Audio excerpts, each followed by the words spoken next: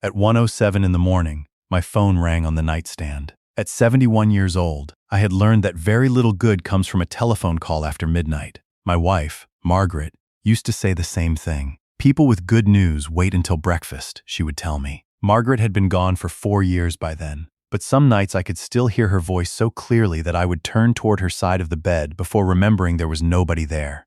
That night, I reached for the phone without putting on my glasses. The number was local, but I didn't recognize it. Hello? Mr. Charles Mercer? Yes. My name is Detective Alvarez with the Brookhaven Police Department. I apologize for calling at this hour. I sat up. There was a tone police officers use when they are trying not to frighten you before they know how frightened you should be.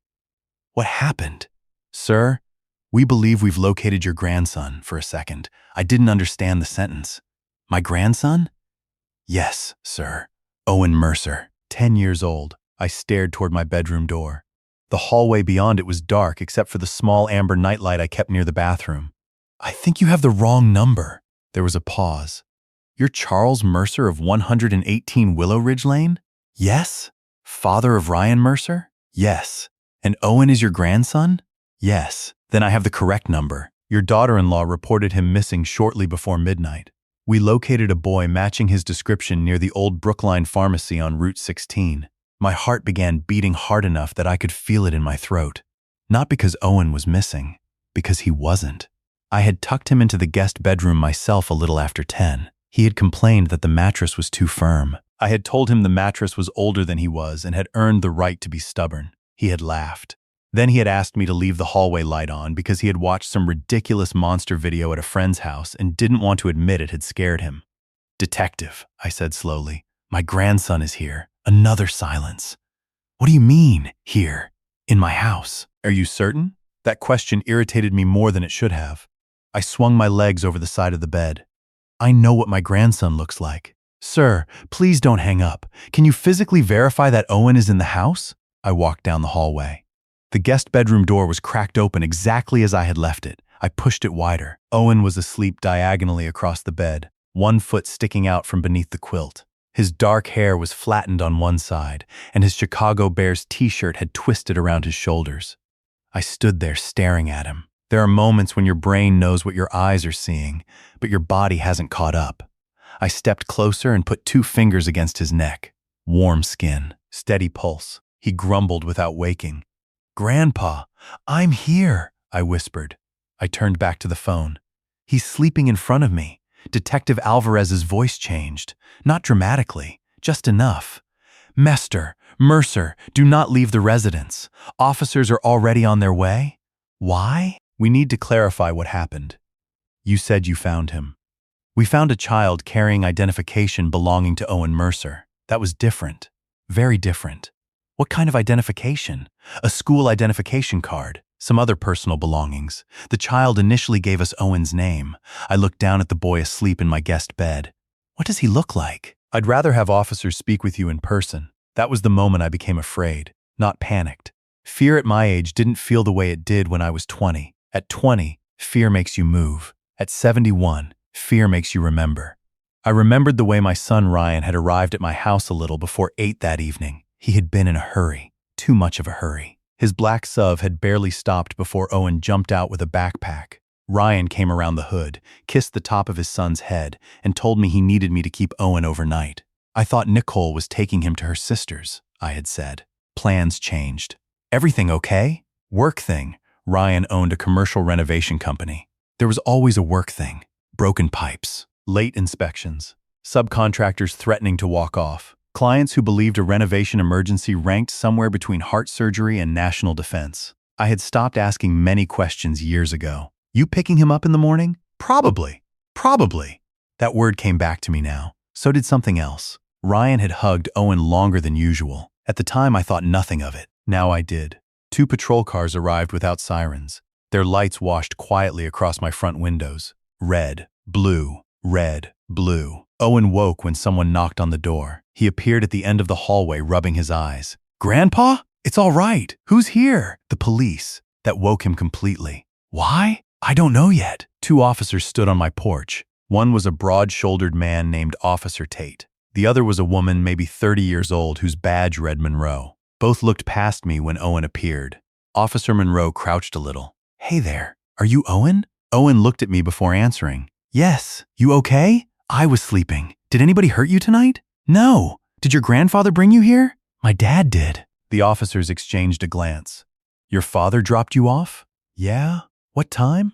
"I don't know." After dinner, Officer Tate asked, "Did your mother know you were coming here?" Owen frowned. "I thought so," I said. "Would somebody please tell me what this is about?" Officer Monroe stood. "Your daughter-in-law called 911 at 11:46. She said she returned home and discovered Owen missing. She couldn't reach her husband. That makes two of us." "You tried calling Ryan?" "After Owen went to bed, straight to voicemail." "Did you speak with Nicole today?" "No." "Did you know she expected Owen to be home?" "I was told plans changed." Monroe looked at Tate again. There was a whole conversation in that glance. Then Tate said, Mercer, Detective Alvarez would like you to come to the station." "At 2 in the morning?" "It would help clear this up." I looked at Owen. "Is he coming?" Monroe nodded. "Yes." 25 minutes later, I walked into Brookhaven Police Headquarters holding my grandson's hand. I had been inside that building once before, 12 years earlier, when a pickup truck had rolled through a stop sign and hit Margaret's car. She had survived that accident. Cancer got her 8 years later. Life is strange that way. Sometimes the thing you think will take everything from you ends up being only a warning. A detective met us near the front desk. Alvarez was shorter than I expected. Mid-50s, gray at his temples, tired eyes. "Mr. Mercer!" "Yes. Thank you for coming. I'd like an explanation." "You deserve one." Then he looked at Owen, and I saw something in his face. Surprise, not because Owen was there, because of how Owen looked. "Is that him?" a voice said from farther down the hall. I turned. Nicole was walking toward us. My daughter-in-law still had on the clothes she had apparently worn to dinner that evening. Cream-colored blouse, dark slacks, gold earrings. Her face looked pale and furious. She ran to Owen. "Oh my God!" She grabbed him so hard he winced. "Mom, where were you?" "At Grandpa's. You scared me to death. Dad took me." Nicole stopped moving. "What?" "Dad brought me over." "No, he didn't." "Yes, he did." Her eyes went to me. I had never liked the way Nicole could change the temperature in a room simply by becoming quiet. "Charles, don't look at me like that." "Like what?" "Like I kidnapped your son." "I didn't say that." "You called the police." "Because my child disappeared." "He didn't disappear. Your husband dropped him at my front door. I've been calling Ryan for 3 hours." "So have I." She looked at Owen. "Why would your father bring you here?" Owen shrugged. "He said he had to take care of something." "What something?" "I don't know." Detective Alvarez interrupted. "Mrs. Mercer, there is another issue." Nicole turned toward him. "What issue?" "We need both of you to see something." He led us down a corridor. I kept Owen beside me. Nicole kept one hand on his shoulder as though she thought he might evaporate. We stopped outside a small interview room with a rectangular window in the door. Detective Alvarez didn't open it. He simply pointed. There was a boy sitting at a table, about 10 years old, maybe 11, dark hair, thin shoulders, gray sweatshirt, dirty sneakers. He was drinking from a paper cup. I looked at him for no more than 3 seconds before something inside me shifted. Not recognition, something older than recognition, something I had felt the day Ryan was born. The boy looked up. My breath stopped. He didn't look exactly like Owen, but he looked enough like him that nobody needed to explain why a tired patrol officer might have made a mistake at 1 in the morning. Same eyebrows, same shape around the mouth, same little notch in the chin, and the eyes. God help me. The eyes were Ryan's. Nicole's hand dropped from Owen's shoulder. "No," she whispered. Detective Alvarez looked at her. "You know him?" Nicole shook her head. Too quickly. "No." The boy saw me through the glass. He stood so abruptly that his chair scraped backward. Then he walked toward the door. Detective Alvarez opened it. The boy stared at me. "Your grandpa, Charles." Nobody spoke. I felt Owen's fingers tighten around mine. The boy's voice became smaller. "My dad said you had white hair." I looked at Alvarez. "Who is this child?" The detective answered carefully. "He says his name is Mason Carter." I turned back to Mason. "And who is your father?" The boy swallowed. "Ryan Mercer. There are sentences that divide your life into before and after. That was one of mine. Before that sentence, I had one grandson. After it, I had questions. 1,000 of them." Nicole stumbled backward until she hit the wall. Owen looked up at her. "Mom?" She didn't answer. Mason looked from me to Owen, then to Nicole. His face changed. "You're Nicole." Nicole stared at him. How do you know my name? My mom knows your name. That was when Ryan finally arrived. I heard his voice before I saw him. What happened? Where's Owen? He came around the corner wearing jeans and a wrinkled blue button-down shirt. His hair was wet at the temples, and there was a stain near one cuff. He saw Nicole, then me, then Owen. Relief crossed his face. For half a second. Then Mason stepped into the hallway. Ryan stopped. Nobody had to ask whether he knew the boy. A father looks at his child differently from the way he looks at any other child on earth, even when he's ashamed of him, even when he's hidden him, even when he has spent 10 years pretending that child exists somewhere outside the boundaries of his real life. Mason whispered, "Dad." Nicole made a sound I had never heard from her before. Not a scream, something worse, a breath being torn out of a person. She turned to Ryan. "What did he call you?" Ryan closed his eyes. I remember thinking how tired he suddenly looked. Then he opened them and looked at me. "Dad, no." "Let me explain." "No, Charles," Nicole said. Her voice trembled. "Ask him." "I didn't need to, but I did." "Is that boy your son?" Ryan stared at the floor. "Yes." Owen let go of my hand. I looked down. He had understood. Children always understand more than adults want them to. He looked at Mason. "My brother?" Ryan rubbed both hands over his face. "Owen, my brother?" "Yes." The hallway went silent. Mason started crying, quietly. That was the part I remember most. Not Nicole yelling. Not Ryan trying to explain. Not Detective Alvarez telling everybody to lower their voices. I remember a 10-year-old boy crying because the secret adults had built around him had finally collapsed. And instead of making him feel free, it made him feel unwanted. I walked over to him. He flinched. I stopped several feet away. "I'm Charles." "I know. You called me Grandpa." He wiped his face with his sleeve. "My mom said you didn't know about me." I looked at Ryan. "She was right." Mason nodded. "She said you would be mad. Not at you." His mouth trembled. "Okay." I don't know why that one word nearly broke me. Maybe because children should never have to negotiate whether an adult is angry that they exist. I knelt despite my knees protesting. "I'm not angry at you." "Really?" "Really." He looked at Owen. Owen looked back. Neither knew what to say. So I said what grown men should say when they have failed to create a safe place for children. "This is not your fault." Ryan stepped toward us. "Dad, please." I stood. "Where have you been?" Ryan hesitated. "At the hospital." "With his mother?" "Yes." "What's her name?" "Leah," Mason whispered. "Leah Carter." I looked at him. "Is your mom all right?" He looked at Ryan. Ryan answered. "No." That word changed the night again. Leah Carter was dying. I learned the rest slowly. Not because Ryan wanted to tell me, because there was no longer anywhere for the truth to hide. Leah had been a project coordinator for Ryan's company 11 years earlier. At the time, Ryan and Nicole had been married for 2 years. Nicole was pregnant with Owen. Margaret and I had been the kind of parents who believed our son had built a good life, a wife, a baby coming, a growing business, a house in a good neighborhood. Sunday dinners, Christmas photographs where everyone wore matching colors because Nicole liked things coordinated. While we smiled for those photographs, Ryan was having an affair. Leah became pregnant 3 months after Nicole. Ryan ended the affair, or so he claimed. Mason was born 4 months after Owen. Ryan had demanded a paternity test. The test confirmed what he already knew. Mason was his son. Then Ryan did what cowards often describe as trying to do the right thing. He paid money. He visited occasionally. He told Leah he couldn't destroy his family. He convinced himself that financial support was the same thing as fatherhood. He never told Nicole. He never told me. He never told Margaret. My wife died, believing Owen was her only grandson. That fact hurt me more than the affair. Margaret loved children with the kind of reckless generosity that left our house full of extra mittens, coloring books, Christmas stockings, and birthday cards because she never wanted any child who entered our home to feel like a visitor. If she had known Mason existed, there would have been no secret large enough to keep her away from him. Ryan knew that, which was exactly why he had kept quiet. Leah developed ovarian cancer 18 months before that night. Ryan had been paying some of her medical bills. Her condition worsened rapidly. That evening, a neighbor was supposed to stay with Mason while Ryan took Leah to the hospital. The neighbor left. Mason woke up alone. He tried calling Ryan. No answer. He tried calling his mother.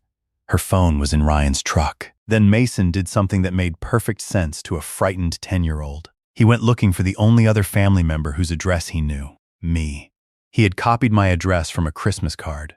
A Christmas card I had sent Ryan. A card Ryan had brought to Leah's apartment because, as Mason later told me, his father sometimes brought things from the other house. He had walked almost 2 miles before police found him. He was wearing an old jacket Ryan had given him, Owen's old jacket. Inside one pocket was Owen's expired school id. Ryan had apparently forgotten it was there. So when police found a dark-haired 10-year-old wearing Owen Mercer's jacket, carrying an old identification card with a photo that looked remarkably similar, at almost exactly the same time Nicole was reporting Owen missing, the conclusion had seemed obvious. Until I answered the phone. Leah survived the night. She did not survive the week. I met her 2 days before she died. I almost refused. Part of me wanted to hate her. That would have been easier. You can hate an affair. You can hate a secret. You can hate the woman whose name appeared in the story of your son betraying his wife. It is harder to hate a person lying in a hospital bed who weighs 90 pounds and knows she will not see her child turn 11. Ryan called me Wednesday morning.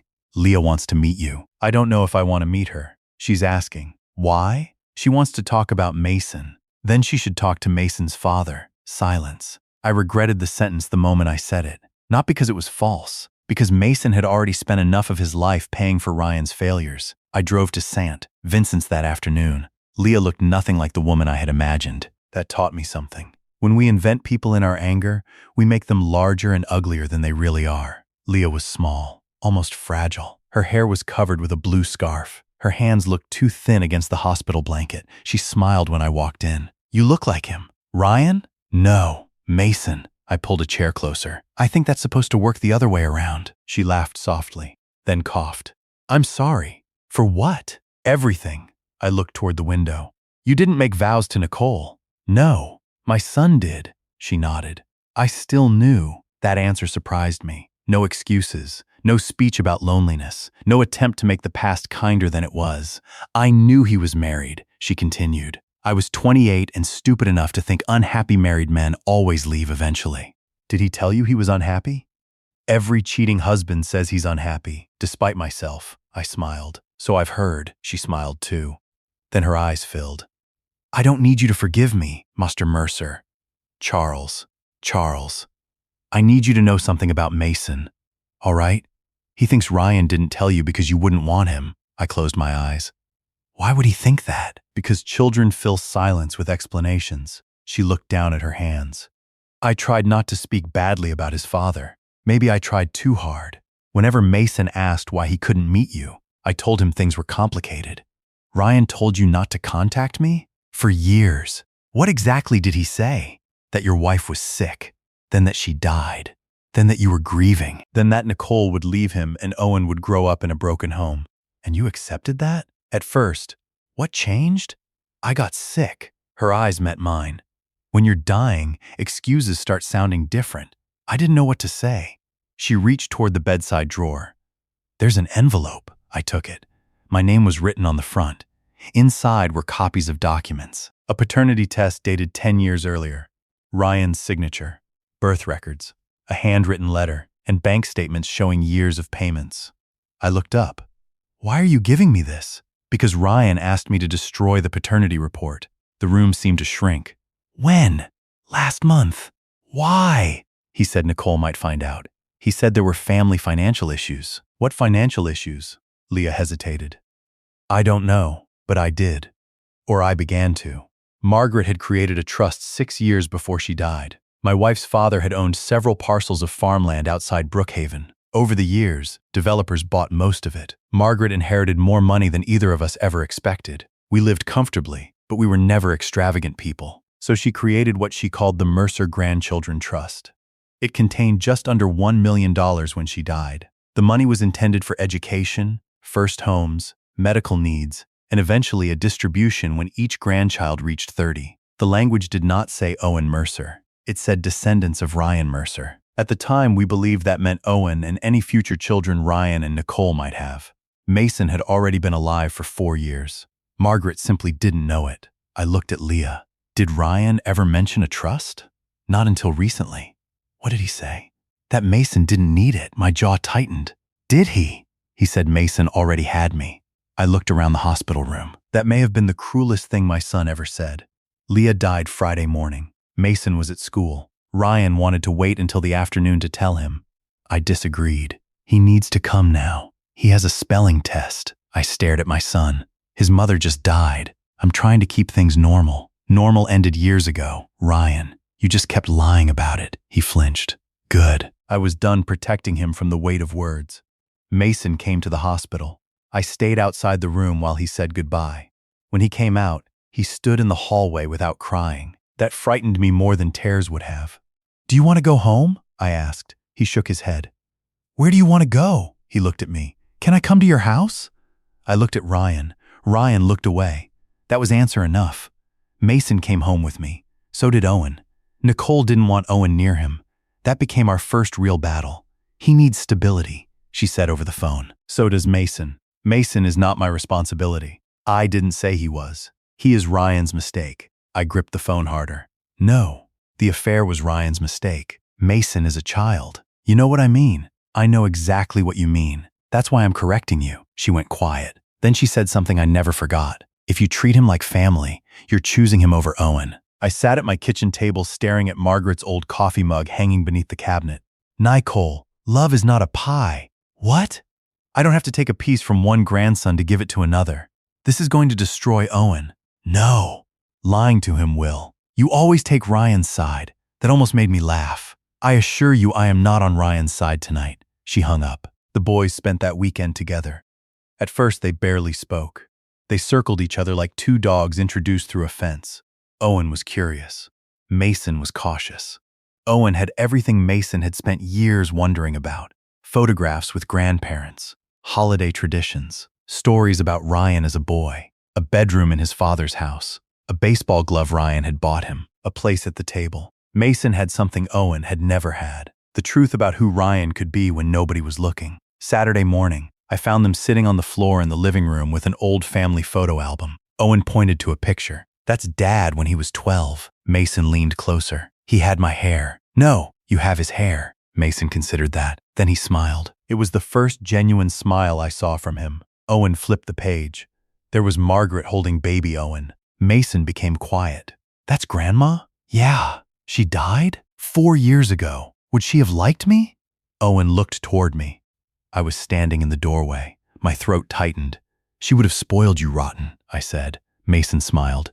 You don't know that. I was married to her 43 years. I know that. Did she like kids? She liked everybody until they gave her a reason not to. Owen laughed. Mason ran his finger along the edge of Margaret's photograph. I wish I met her. So do I. That afternoon, Ryan came over. He stood on my porch for almost a full minute before knocking. I let him in. The boys were outside tossing a football. Ryan watched through the window. They look okay. They're children. Children keep moving because they don't know what else to do. He nodded. I wanted to talk. I assumed. He sat at the kitchen table. For the first time in years, my son looked like the teenage boy who used to sit in that same kitchen after getting in trouble. Only now I couldn't ground him. I couldn't take away his car keys. I couldn't tell him to think about what he had done and come back downstairs when he was ready to tell the truth. He was 44. Some consequences have to arrive without a parent delivering them. I messed up, he said. That is a small phrase for a large thing. I know. Do you? Nicole won't speak to me. That is not the tragedy here. He looked at me. I'm going to lose my family. You had 2 families. His eyes closed. I know. No, Ryan. You had 2 sons. Families are not buildings you visit when convenient. He rubbed his forehead. I was scared. For 10 years? I thought I could manage it. That is the problem with secrets.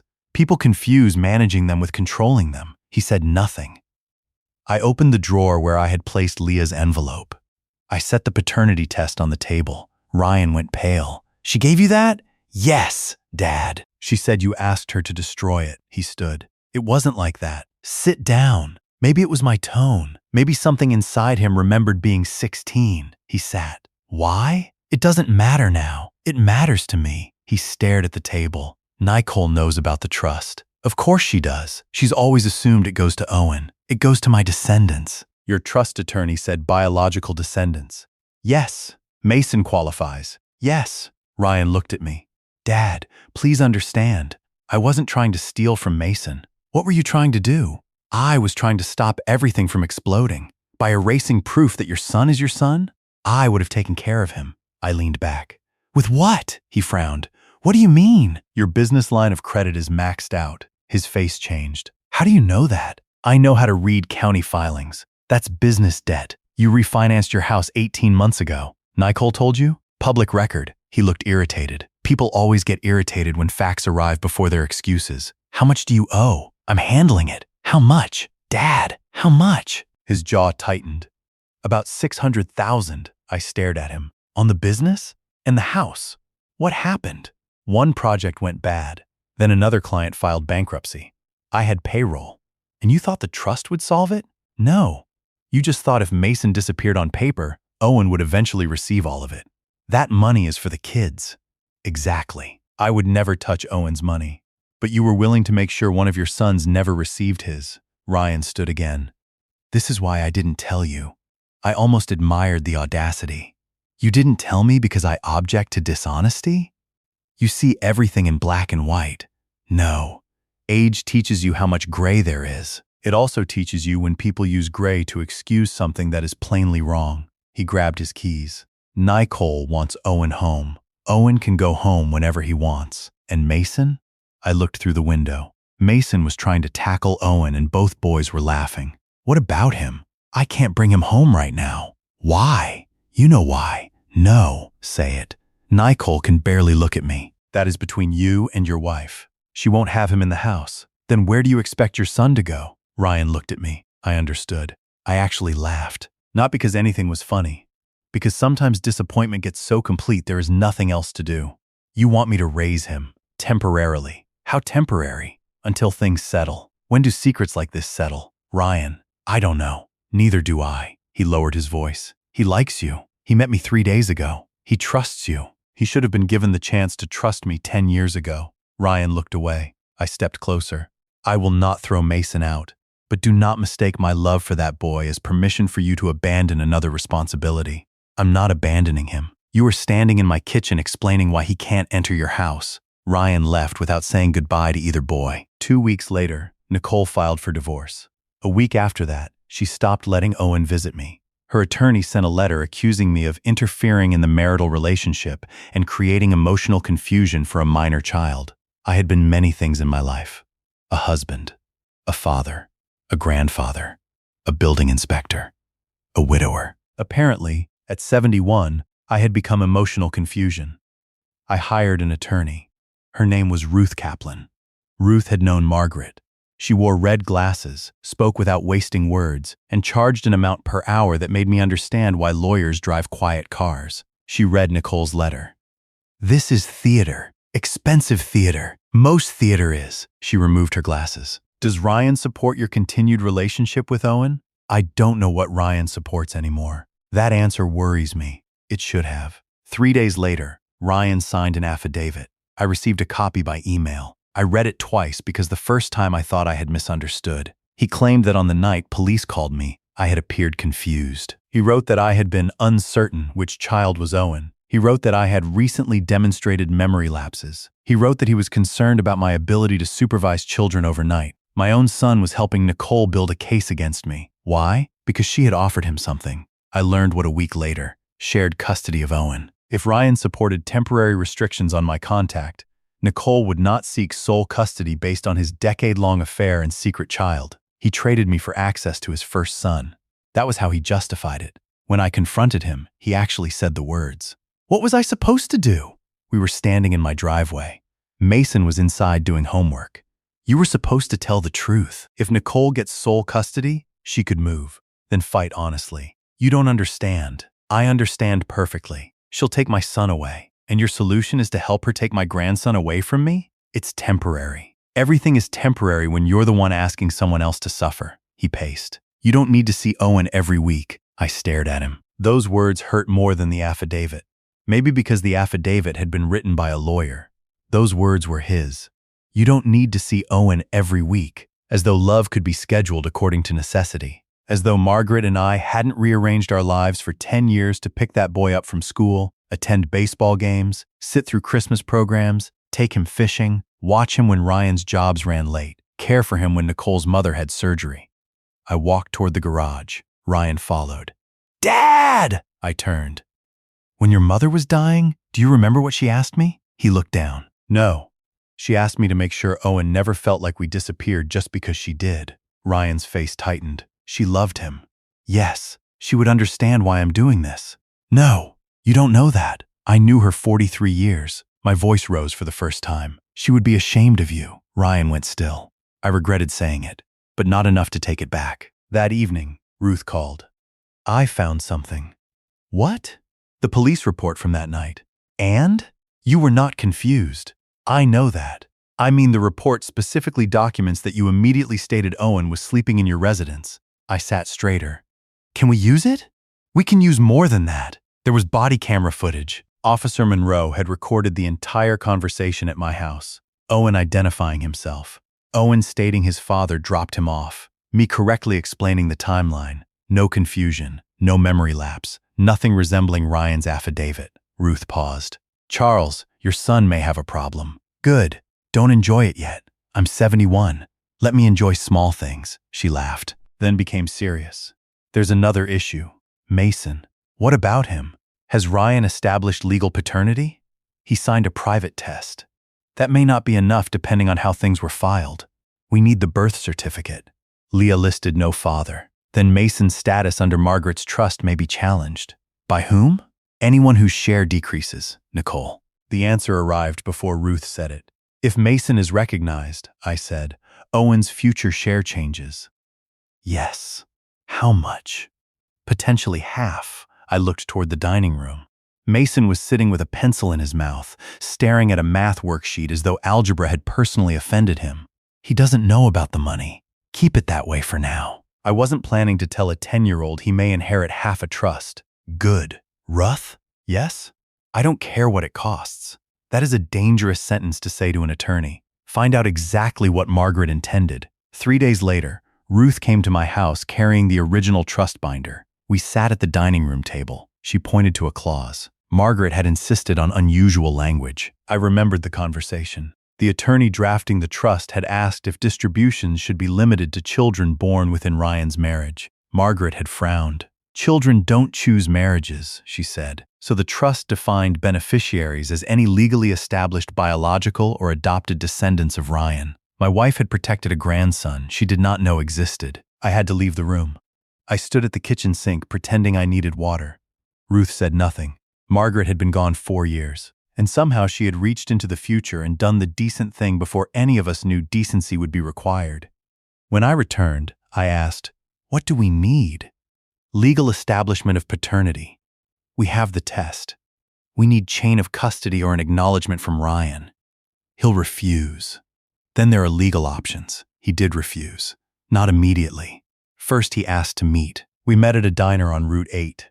Ryan arrived wearing a jacket I had given him for Christmas 2 years earlier. That irritated me. Grief is not rational. Neither is anger. Sometimes you can look at your child after he betrays you and think, I wish you weren't wearing my jacket while doing it. He ordered coffee. I didn't. Ruth contacted my attorney, he said. Yes, about paternity. Yes. Why are you pushing this? I stared at him. You still need to ask? Mason knows I'm his father. The law should know. This is about the trust. It is about his name. He has a name. You know what I mean. Ryan lowered his voice. If Mason becomes a beneficiary, Nicole will say I concealed marital assets. The trust is not yours. She'll use it. For what? To show I lied about financial expectations. You did lie. He leaned back. Dad, I'm trying to survive this. And Mason? I'll support him. With $600,000 in debt? I'll figure it out. You have been figuring it out for 10 years. His jaw tightened. What do you want from me? The truth. That word again. Yes, that word again. You think truth fixes everything? No. Truth is what remains after lies stop working. He looked toward the window. What if I don't cooperate? Then Ruth files. You'd take me to court? I would take the devil himself to court if he tried to erase one of my grandsons. Ryan shook his head. Mom would hate this. I stood. Never use your mother to defend cowardice. People in the diner looked over. I lowered my voice. You kept a child from her until she died. You do not get to borrow her memory now. I left money for the coffee Ryan had barely touched. The hearing regarding my contact with Owen came first. Nicole sat on one side of the courtroom. Ryan sat behind his attorney. I sat beside Ruth. At my age, there is something humiliating about having strangers discuss whether you are too old to know which grandchild is sleeping in your own house. Nicole's lawyer suggested I had become emotionally reactive since Margaret's death. He suggested caring for Mason had clouded my judgment. Then he presented Ryan's affidavit. Ruth waited.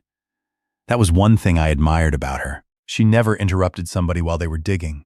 Then she played the police body camera footage. There I was on screen, gray pajamas, hair sticking up, annoyed, perfectly lucid. Officer Monroe asked, "Who is the child in your guest room?" "My grandson Owen." "How did he arrive?" "My son Ryan dropped him off around 8. "Are you certain?" "If I become uncertain about my own front door before midnight, you have my permission to arrest me." The judge almost smiled. Then Owen appeared in the footage. "Dad brought me," clear as daylight. Ruth stopped the video. She looked at Ryan. "Mr. Mercer, when you signed your affidavit, had you reviewed the police report?" Ryan looked miserable. "No." "Did your father appear confused that night?" "I thought he might have been." "You were not present at his house?" "No." "So what did you base that on?" Silence. His attorney objected. The judge allowed the question. Ryan finally said, "Nicole told me." Nicole turned toward him. That marriage was dying in real time. Ruth asked one final question. "Did you sign the affidavit because Mrs. Mercer agreed not to seek sole custody if you supported restrictions on your father's contact?" Ryan's lawyer stood. Nicole's lawyer stood. Everybody talked. The judge called for order. Ryan looked at me. I did not look away. "Yes," he said. One word. The same word he had used when I asked if Mason was his son. Yes. Such a small word. Such expensive consequences. The judge denied Nicole's request to prevent contact between Owen and me. She also ordered both parents not to involve Owen in disputes regarding Mason. Outside the courthouse, Ryan tried to speak to me. I walked past him. For the first time in his life, I did not feel responsible for making my son feel better. That was new, painful, but new. Mason's paternity case moved next. Ryan resisted until Ruth produced Leah's original DNA report and correspondence from the laboratory, confirming the test had been performed under verified identification. His attorney advised him to stop fighting. Eventually, he signed a formal acknowledgement. Mason Mercer. The boy chose to keep Carter as part of his name. Mason Carter Mercer. "I don't want to lose Mom's name," he told me. "You shouldn't." Dad said Mercer might be easier. "Your father has made enough decisions about your name," Mason smiled. "Can I use both?" "You can use 20 names if you're willing to fill out the forms." He laughed. Then came the trust. Ryan asked to meet one final time before the trustee formally recognized Mason as a beneficiary. This time he came to my house. He looked older. Divorce will do that, so will consequences. Nicole had filed claims regarding money Ryan spent supporting Leah. The business was struggling. The house was likely to be sold. He sat in the living room beneath Margaret's portrait. "I need help," he said. I almost felt sorry for him. Almost. What kind? Alone. No. You don't even know how much. The answer is still no. Dad. I will pay for counseling for both boys. I will pay Mason's legitimate expenses while guardianship is sorted out. I will not give you money to repair problems your dishonesty created. My company employs 23 people. Then run your company. I may lose it. Then lose it honestly. He stared at me. "You really want to watch me fail?" "No." I leaned forward. "I wanted to watch you grow up." That landed. He looked away. "I'm 44, I noticed. You think I'm a terrible person. I think you did terrible things. What's the difference? A person can change. An action already happened." His eyes filled. "That was the first time I saw my son cry since Margaret's funeral. I didn't know how to fix it. You were trying to avoid pain." "Yes. That is not the same as fixing something. I was afraid Nicole would leave. She did. I was afraid Owen would hate me. He doesn't, not yet. He may be angry someday." Ryan wiped his eyes. "And Mason?" I looked toward the stairs. "He already knows what disappointment feels like." Ryan nodded. "I don't know how to be his dad. Start by showing up. He barely talks to me. Keep showing up. What if he never forgives me? Then keep showing up anyway." For once, my son didn't argue. 6 months passed. Then 9. Life did not repair itself the way television stories do. Nicole did not suddenly become kind. Ryan did not transform overnight. Mason did not stop missing Leah because he had found a grandfather. Owen did not instantly understand why every adult in his life had lied. There were therapists, court appointments, school meetings, awkward dinners, angry phone calls. There were nights Mason woke from dreams about his mother. There were weekends Owen arrived quiet because Nicole had said something cruel about Ryan. There were mornings when I stood in my kitchen at 5:30 wondering whether 71 was too old to begin raising another boy. On those mornings, I thought of Margaret. Then I made pancakes. Ryan began visiting Mason every Tuesday. At first, Mason barely spoke. Ryan brought gifts. I told him to stop. You cannot purchase 10 missing years. What am I supposed to do? Ask him about school. That seems small. Small is where trust starts. So Ryan asked about school. He attended a parent-teacher meeting, then a soccer game, then another. He sat in the rain during one of them after Mason told him he didn't need to come. Ryan came anyway. I watched from 20 feet away. Mason scored once. For half a second, he looked toward the sideline. He looked at me first, then Ryan. That was progress, not forgiveness. Progress. Nicole eventually agreed to allow Owen and Mason to spend alternating Saturdays together. She did not do it because she liked Mason. She did it because Owen asked her a question she could not answer. Why are you mad at him for being born? Ryan told me about that later. Children are sometimes cruel without meaning to be. They are also sometimes honest in ways adults have forgotten how to survive. The house Ryan and Nicole shared was sold. Ryan moved into a 2-bedroom rental. His business survived, barely. I did not bail him out. That surprised everybody, especially Ryan. For years, my son had mistaken my willingness to help for an inability to say no. Age cured me of that. I changed my estate plan.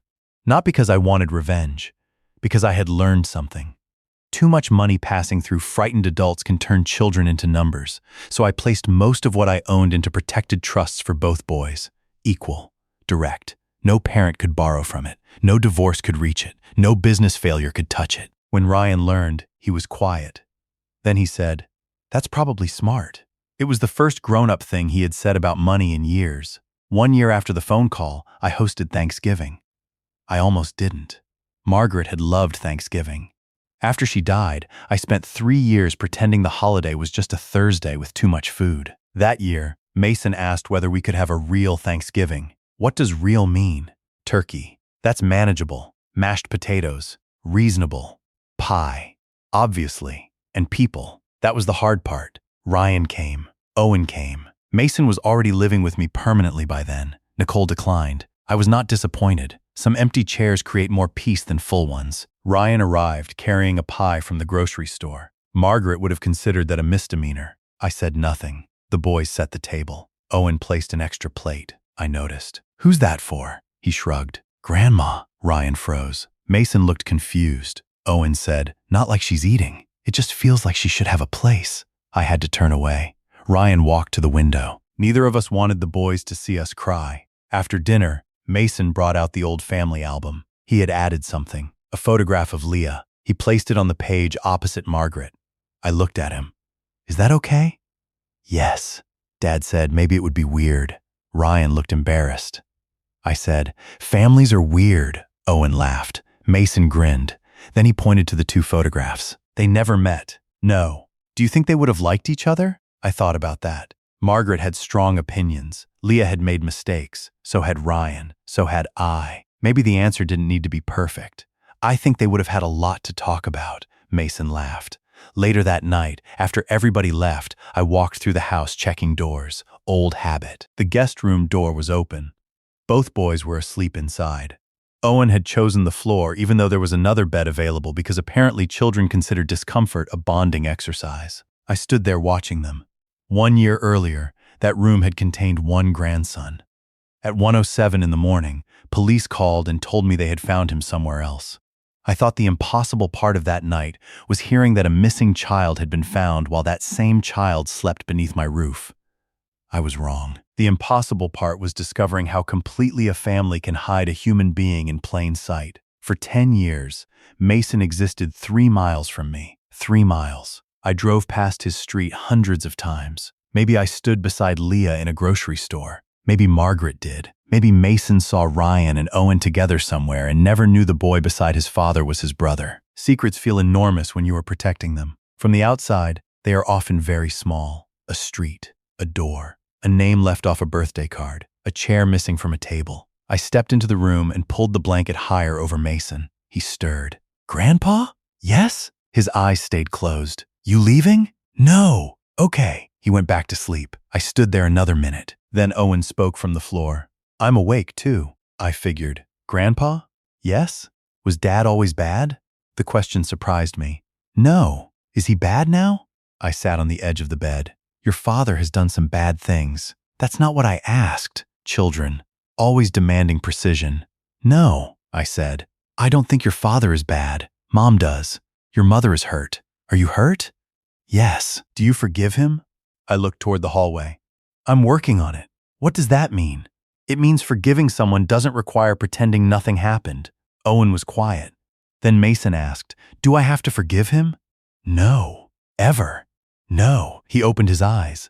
Then why does everybody keep saying I should? Because adults like clean endings. What's a clean ending? One where everybody apologizes, everybody forgives, and nobody has to stay uncomfortable. Mason thought about that. Is this a clean ending? I looked at the two boys. No. Good. Why good? Because it's real, I smiled. Yes, it is. 2 months later, Ryan came to see me alone. He had started counseling. I knew because he mentioned it every time we spoke, the way people new to counseling often do.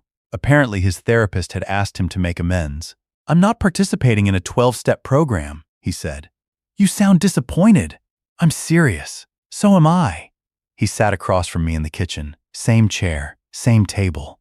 But something had changed. He wasn't asking for money. He wasn't negotiating. He wasn't explaining. I'm sorry, he said. I waited. He noticed. For the affair, I kept waiting. For hiding Mason, more silence. For asking Leah to destroy the paternity test, I nodded. For the affidavit, my chest tightened. He looked down. That one was worse than I admitted. Yes, I knew you weren't confused. I said nothing. I knew. There it was. The truth under the truth. I told myself I was protecting Owen. Were you? No. He shook his head. I was protecting access to Owen. There's a difference. Yes, I let Nicole make you the enemy because if you were the problem, maybe I wasn't. I looked at my son. For the first time, I believed he understood. Not everything, but something. I'm sorry, I used Mom against you, I nodded. That hurt. I know. No, you didn't know then, he swallowed. I know now. We sat quietly. Then he asked, Can you forgive me? I thought about Owen's question. Adults like clean endings. I could have said yes. It would have made the moment beautiful. It would also have been dishonest. Not completely. Ryan nodded slowly. Okay, but I'm willing to keep trying. His eyes filled. That's more than I deserve. Probably. He laughed. So did I. It was the first time we had laughed together in more than a year. Sometimes reconciliation does not arrive as a hug. Sometimes it arrives as two men sitting at an old kitchen table admitting the truth has finally become less frightening than the lie. Ryan began rebuilding his relationship with Mason, slowly, painfully, honestly. He never became the father Mason should have had from the beginning. Nobody can travel backward. But he became better than the father he had been. That mattered. Nicole eventually apologized to Mason, not to me. I could live with that. Her apology to him was more important. She told him she had blamed him because blaming a child was easier than facing what Ryan had done to their marriage. Mason listened. Then he said, Okay. He did not hug her. He did not tell her it was fine. It wasn't. That was another thing I liked about the boy. He did not give adults comfortable lies just because they wanted them. By the time I turned 73, the boys had developed the kind of relationship brothers seem born knowing how to have. They fought over video games. They insulted each other's hair. They formed temporary alliances whenever one of them wanted something from me. They ate everything in my refrigerator. They left shoes where human beings should not leave shoes. Margaret would have loved it. On my birthday, Ryan gave me a framed photograph. It had been taken at one of Mason's soccer games. I was standing between both boys. Owen was laughing. Mason was making a face. I looked old. Happy, but old. On the bottom of the frame, Ryan had engraved 5 words. Thank you for opening the door. I stared at it for a long time. Ryan looked nervous. Too much? No. You like it? Yes, he nodded. Then I said, I didn't open the door. What? Mason did. Ryan looked confused. He went looking for family, I said. All I did was answer. That night, after everyone went home, I placed the photograph beside Margaret's. I sat in my chair and thought about the telephone call. 1:07 a.m. police said they had found my missing grandson. They were wrong, and they were right. Owen had never been missing. Mason had. Not from a street, not from a house, from us. He had been missing from Christmas mornings, missing from photographs, missing from birthdays, missing from his grandmother's arms, missing from my stories, missing from a family that should have known his name. My son had spent 10 years trying to protect one life by hiding another. In the end, he nearly lost both. That is the thing about family secrets. People think secrets keep families together. Usually, they only delay the moment the family discovers what it is actually made of. That night forced us to discover. Some of what we found was ugly. Cowardice, betrayal, fear, money, selfishness. But we found other things too. 2 brothers. A boy brave enough to walk through the dark looking for a grandfather he had never met. A dead grandmother who had written a trust with enough wisdom to protect a child she never knew existed. A father who finally learned that showing up late is still better than never showing up at all. And an old man who discovered that 71 was not too late to make room at the table. I still keep my phone beside the bed. Every once in a while it rings after midnight. Usually spam. Once it was Owen asking me whether I knew where his baseball glove was. Another time Ryan called because Mason had a fever and he was worried.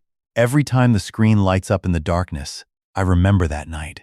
I remember walking into the guest room. I remember Owen asleep beneath the quilt. I remember telling the detective there had to be a mistake. I remember the police station, the glass window, a frightened boy looking at me with my son's eyes. "Your grandpa, Charles." 3 words. That was all it took. Sometimes your life changes because somebody leaves, sometimes because somebody arrives, and sometimes because, in the middle of the night, a stranger calls to tell you they found someone you never knew was missing. I used to believe family was something you were given. Now I know better. Family is also something you choose to acknowledge, something you protect, something you refuse to erase. And if there is one lesson I hope both my grandsons remember long after I am gone, it is this: never make someone disappear just because their existence makes your life complicated. A family can survive embarrassment. It can survive divorce. It can survive lost money, angry words, courtrooms, funerals, and failures. What it cannot survive forever is pretending one of its own does not exist. The truth may break the table. But sometimes breaking the table is the only way to build one large enough for everybody who should have been sitting there all along.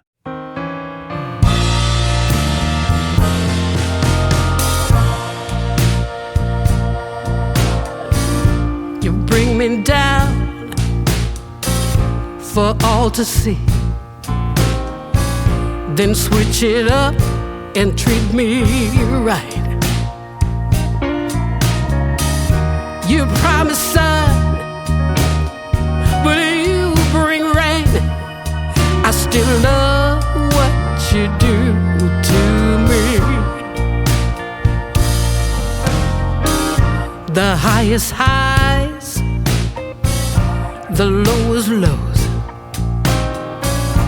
You take me to every extreme. Can't get enough, please let me be. But I love what you do to me.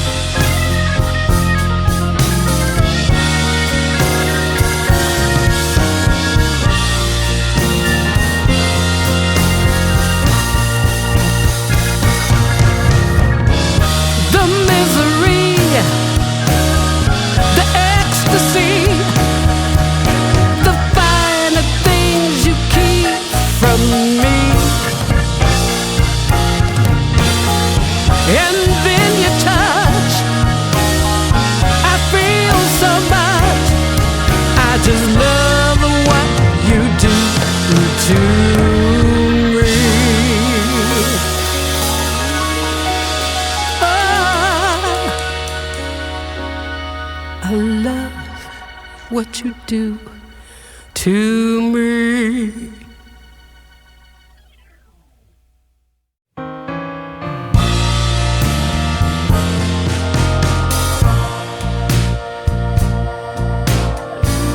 You bring me down for all to see,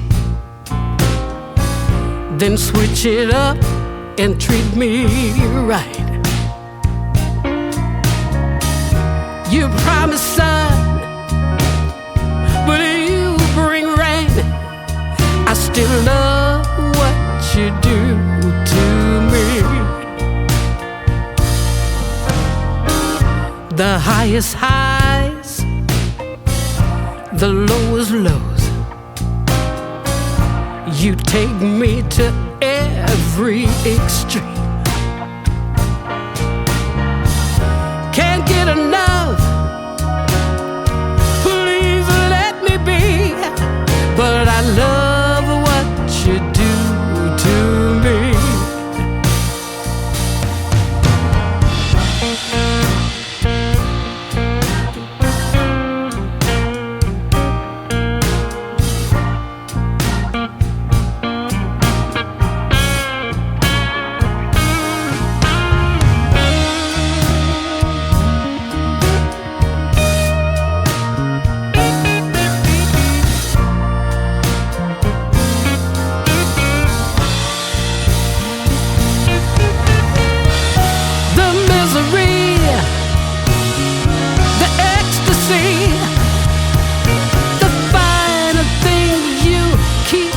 From me, and then you touch,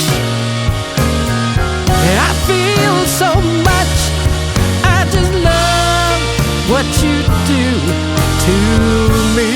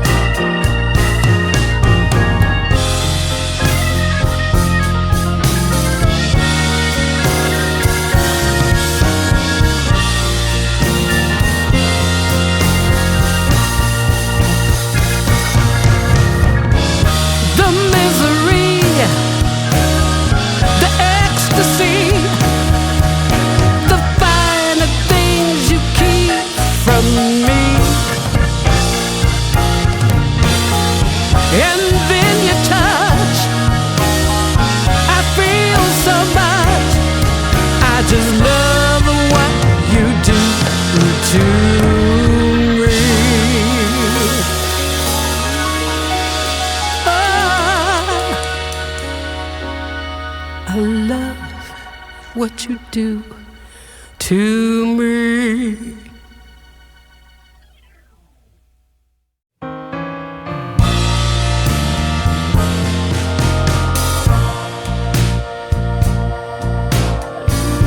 You bring me down for all to see, then switch it up and treat me right. You promise sun, but you bring rain. I still love what you do to me. The highest highs, the lowest lows. You take me to every extreme. Can't get enough, please let me be. But I love what you do to me.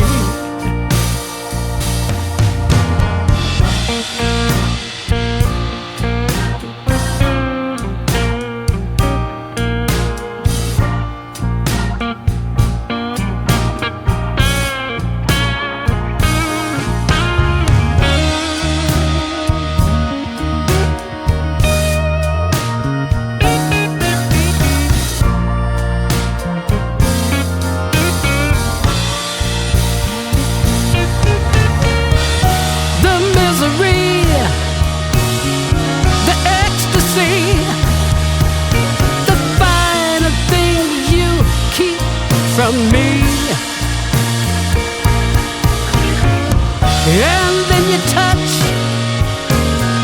I feel so much. I just love what you do to me.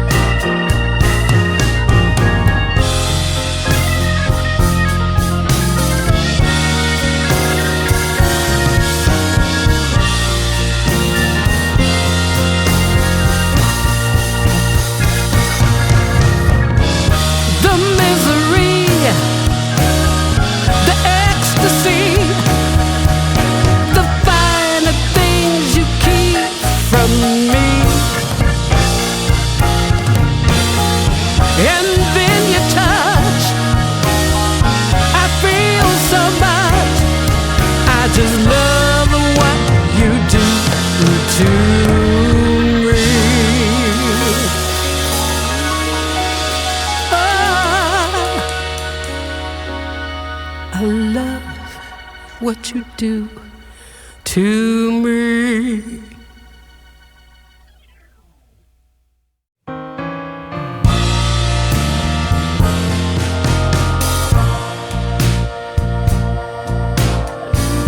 You bring me down for all to see, then switch it up and treat me right. You promise sun, but you bring rain. I still love what you do to me. The highest highs, the lowest lows. You take me to every extreme. Can't get enough. Please let me be.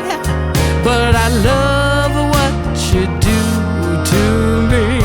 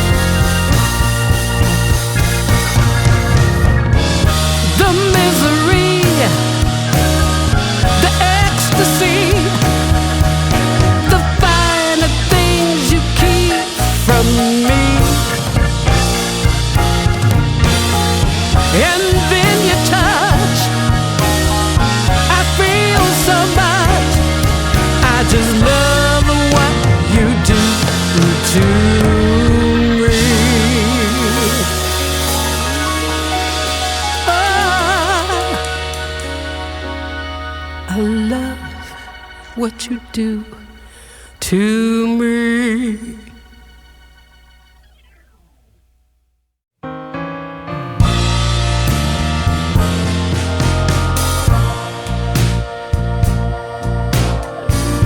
You bring me down for all to see,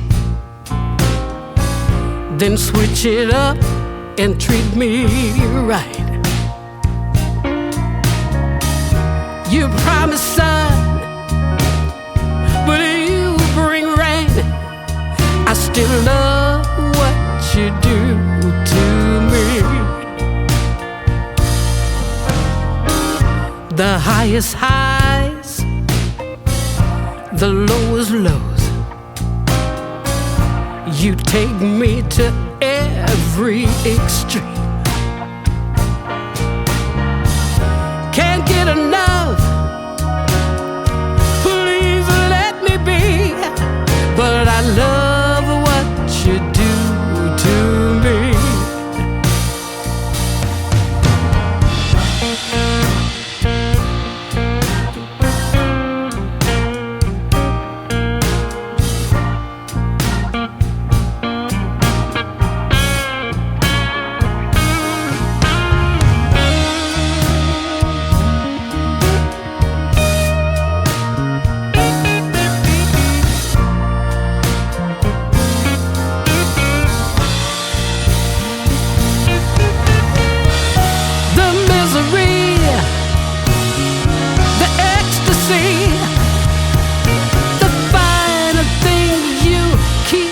From me,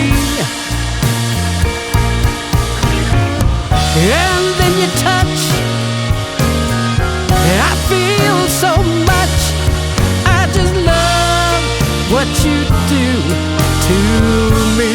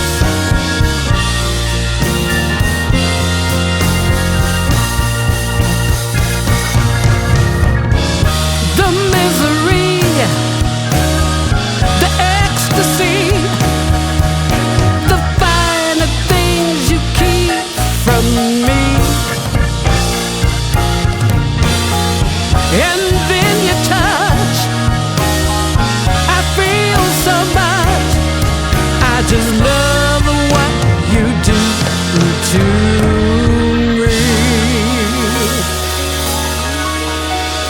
Oh, I love what you do to me.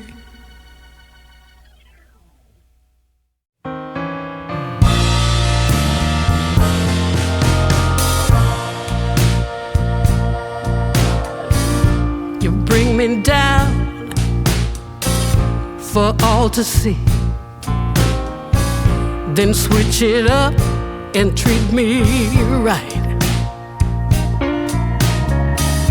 You promise sun, but you bring rain.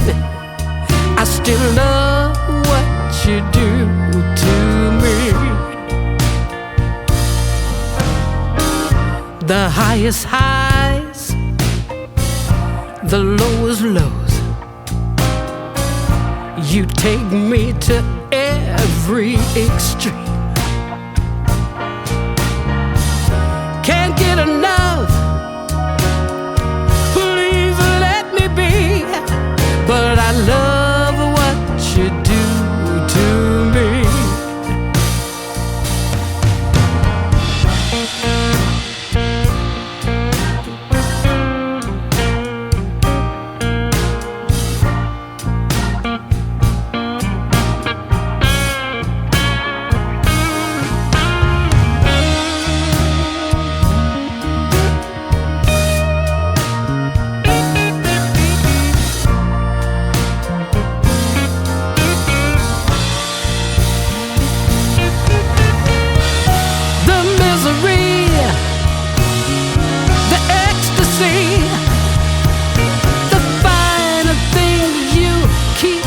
from me.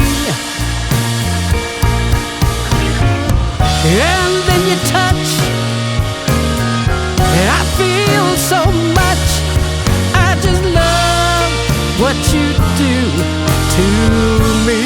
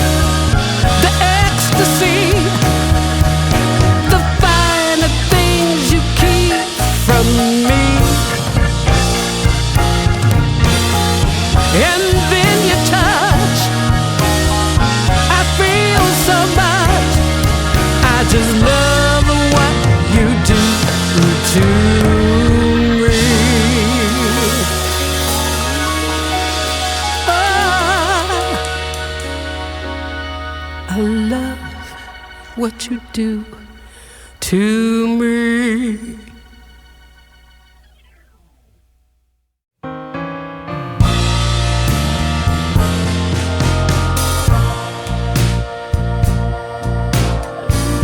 You bring me down for all to see, then switch it up and treat me right. You promise sun, but you bring rain. I still love what you do to me. The highest highs, the lowest lows.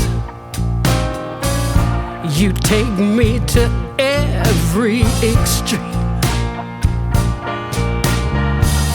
Can't get enough, please let me be. But I love what you do to me.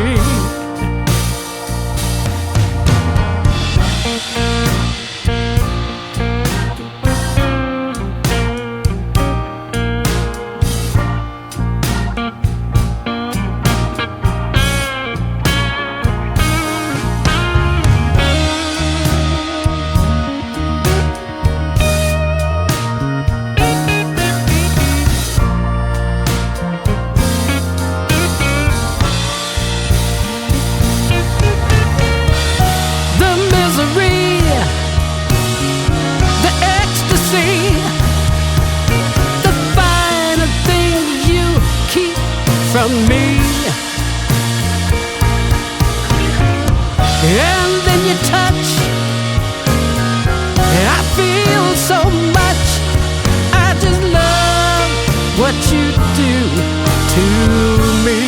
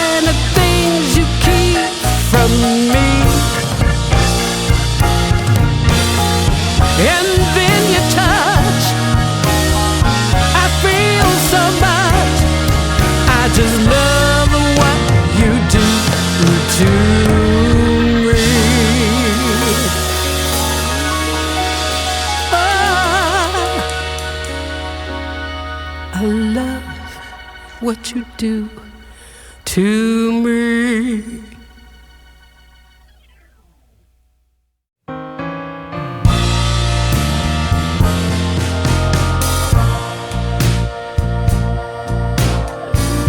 You bring me down for all to see, then switch it up and treat me right. You promise sun, but you bring rain. I still love what you do to me. The highest highs, the lowest lows. You take me to every extreme. Can't get enough, please let me be. But I love what you do to me.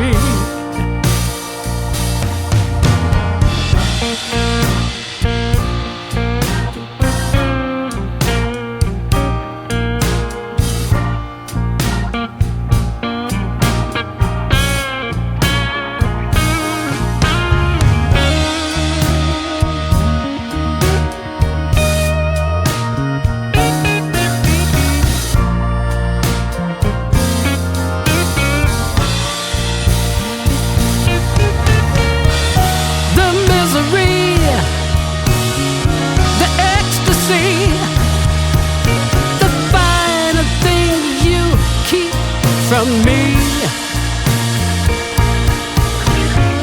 and then you touch, and I feel so much. I just love what you do to me.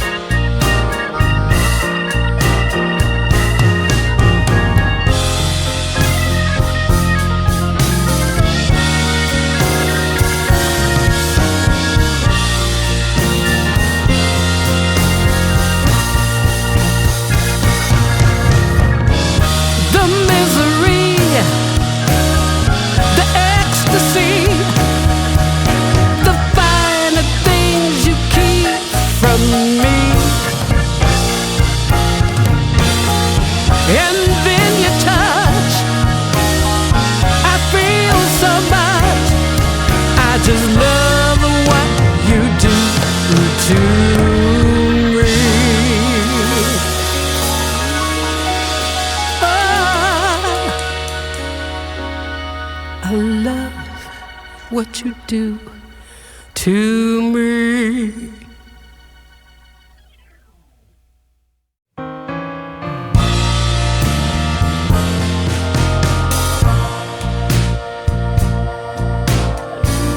You bring me down for all to see, then switch it up and treat me right. You promise sun, but you bring rain. I still love what you do to me. The highest highs, the lowest lows. You take me to every extreme.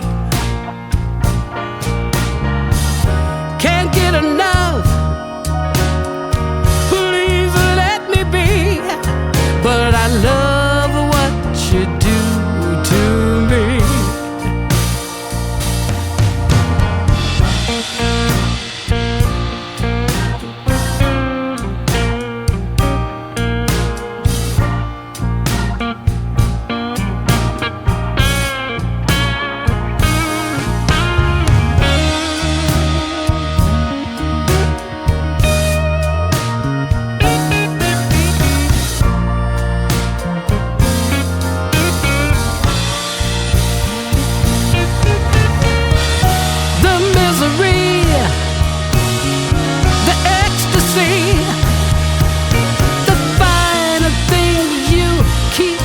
from me. And then you touch, I feel so much. I just love what you do to me.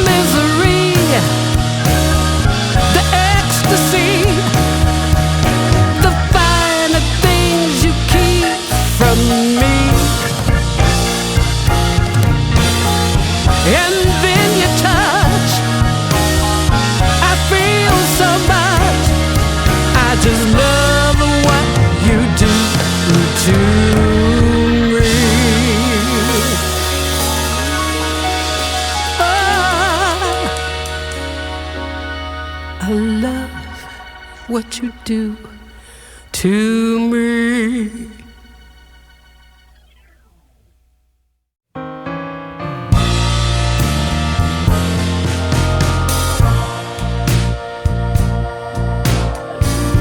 You bring me down for all to see, then switch it up and treat me right. You promise sun, but you bring rain. I still love what you do to me. The highest highs, the lowest lows. You take me to every extreme. Can't get enough, please let me be. But I love what you do to me.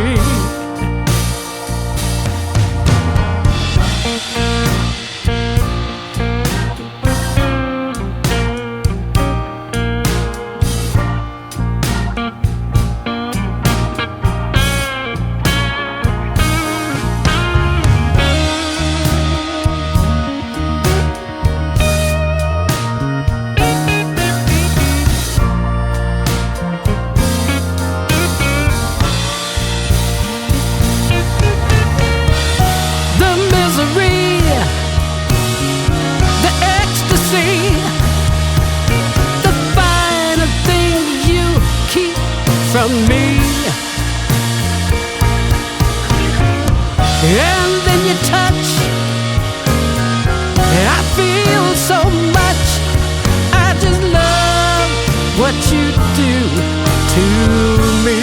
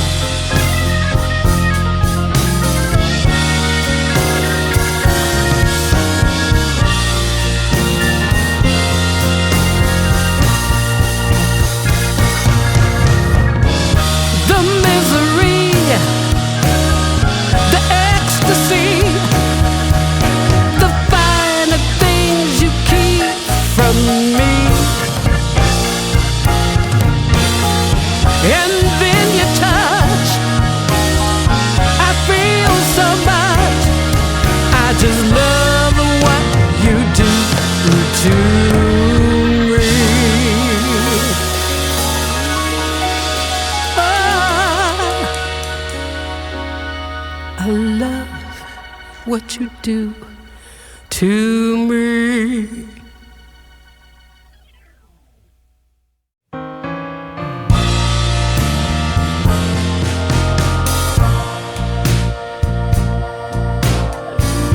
You bring me down for all to see, then switch it up and treat me right. You promise sun, but you bring rain. I still love what you do to me. The highest highs, the lowest lows. You take me to every extreme. Can't get enough, please let me be. But I love what you do to me.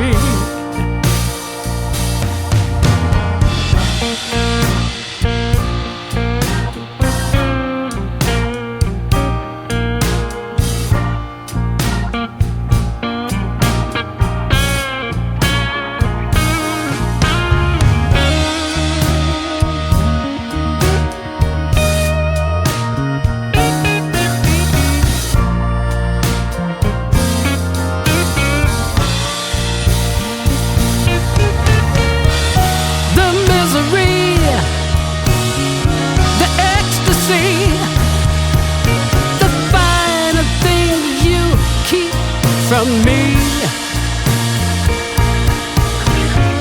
and then you touch, and I feel so much.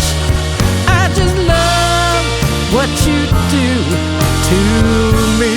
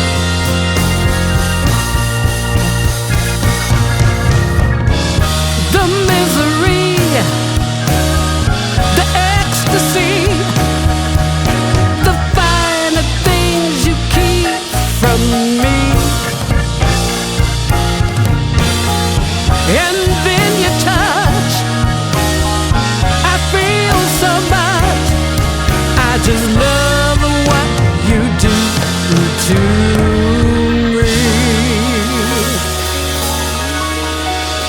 Oh,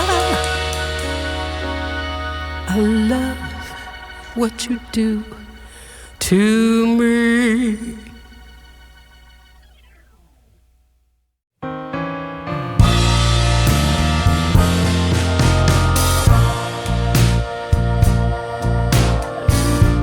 Bring me down for all to see, then switch it up and treat me right. You promise sun, but you bring rain. I still love what you do to me. The highest highs, the lowest lows. You take me to every extreme.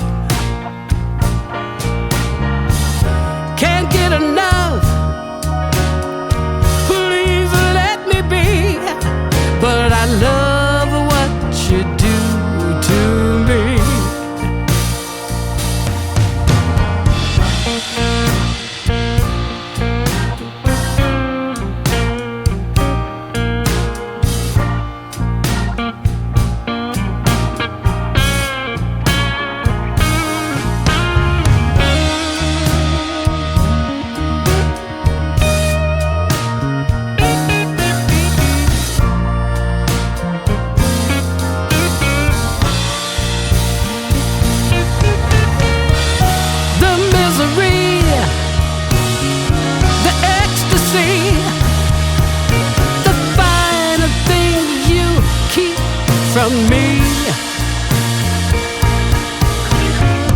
and then you touch. I feel so much. I just love what you do to me.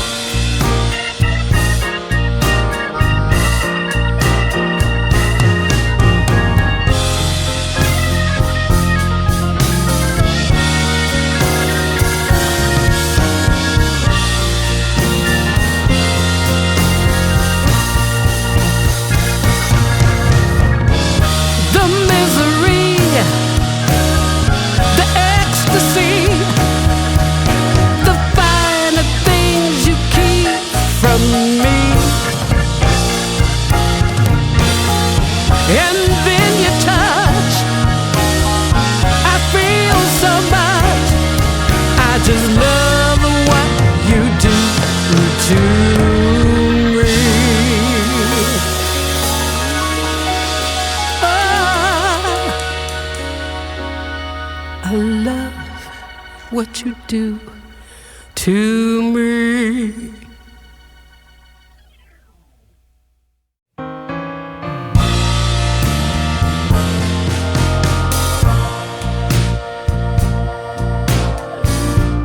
Bring me down for all to see,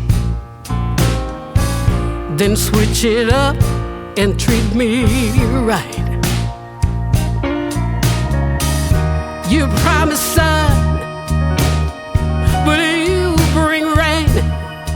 I still love what you do to me. The highest highs, the lowest lows. You take me to every extreme.